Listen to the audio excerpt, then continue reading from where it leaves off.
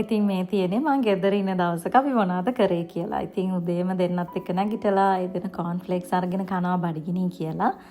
ඉතින් මං ආසයි මම ගෙදර ඉන්න දවසට බුද්ධ පූජාව හදලා පූජා කරන්න. ඉතින් උදේ මේ වැඩ ටික කරලා මගේ බෙඩ් ටී එක අරගෙන මගේ වයිටමින්ස් ගත්තා. මට පොඩක් හෙම්බිරිසා වගේ තිබ්බ නිසා විටමින් C එකකුත් ගත්තා. ඊපස්සේ දැන් මේ 11ට විතර අපි එළියට යන්න ගියේ බ්‍රෙක්ෆාස්ට් ගන්න.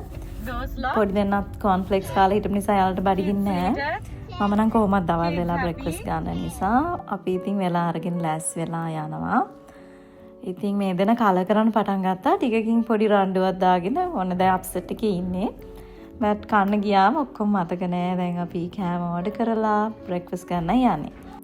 මම 9 to 5 ජොබ් එකක් කරන කෙනෙක් නෙවෙයි නිසා ගොඩක් අය මගෙන් අහනවා බබාලගේ වැඩ කොහොමද මැනේජ් කරගන්නේ කියලා. මම නැති වෙලාවට ඉතින් මමයි හස්බන්ඩ්යි ගොඩක් වෙලාවට ටර්න්ස් අරගෙන තමයි බබාලගේ වැඩ කරන්නේ.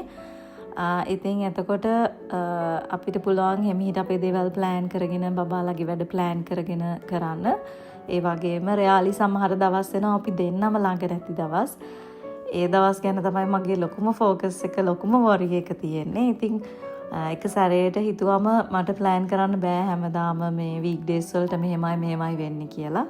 මොකද මගේ ස්කෙඩියුල් එක වෙනස් නිසා. ඉතින් ඒ නිසා මම හැමතිස්සෙම ඒ ගැන ස්ට්‍රෙස් වෙන්නේ නැතුව මම හැමතිස්සෙම හිතන්නේ ඕකේ one day at a time කියලා. මම දවසින් දවස් තමයි ප්ලෑන් කරන්නේ.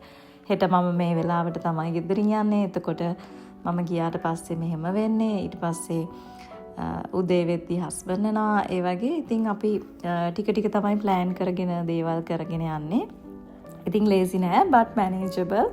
අපි ටික කලින්ම ප්ලෑන් කරගන්නවා. ගොඩක් වෙලාවට සතියේ වැඩ මේ දවසට මෙයාට හෝම්වර්ක් මේ ටික යවන්න ඕන, මේ දේවල් ඇක්ටිවිටීස් වලට යවන්න ඕන. සමහර වෙලාවට බබාලට එක කාලයකින් අන්දලා යවන්න තියෙනවා. ඒ වගේ දේවල් ගොඩක් වෙලාවට වීක්ලි අපි ප්ලෑන් කරගන්නවා. ඉතින් පොඩි මිස්හැප්ස් වෙන වෙලාවලුත් නැතුවම නෙමෙයි. ඒ වගේම තමයි අපි දෙන්නම ගෙදර ඉන්නෙත් කලාතුරකින්. ඒ කියන්නේ අපි 4 දෙනාම ගෙදර ෆ්‍රී එකේ ඉන්නේ. හරිම කලාතුරකින්. එතකොට ඉතින් අපි මේ වගේ ට්‍රිප්ස් යනවා, එක්ක එළියට යනවා. කන්න හරි අපි එළියට ගිහිල්ලා අපි හැමෝම මාස දෙයක් කරනවා, මූවි එකකට යනවා ඒ වගේ. ඉතින් ඒකයි අද හිතුවේ අපි එළියට යනවා කියලා බ්‍රෙක්ෆාස්ට් අරගෙන මූවි එකක් බලන්න යන ප්ලෑන් එක තිබුණේ. හැබැයි වෙලා නැති වුණා. අපි එන්න බරක් වුන නිසා. ඊට පස්සේ අපි ගෙදර ගිහිල්ලා පොඩි පවර් නැප් එකක් දැම්මා. දැන් මේ හවස ආයිත් ලෑස්ති වෙලා තියෙන්නේ බබාලගේ බෙස්ට් ෆ්‍රෙන්ඩ්ස්ලා ටිකක් එක්ක එළියට යන්න. ඉතින් අපි මේ කැෆේ එක හොයාගෙන ගියා. බට් පොඩි බබාලට කරන්න දෙයක් එතන තිබුණ නැති නිසා ඊට පස්සේ අපි ආවා පෝට් සිටි එකේ තියෙන මෙන්න මේ රෙස්ටොරන්ට් එකට. මෙතන බීච් රෙස්ටොරන්ට් එකක් නිසා බබාලත් ගොඩක් කැමති වුණා. එතන ඇම්බියන්ස් එකත් හොඳයි.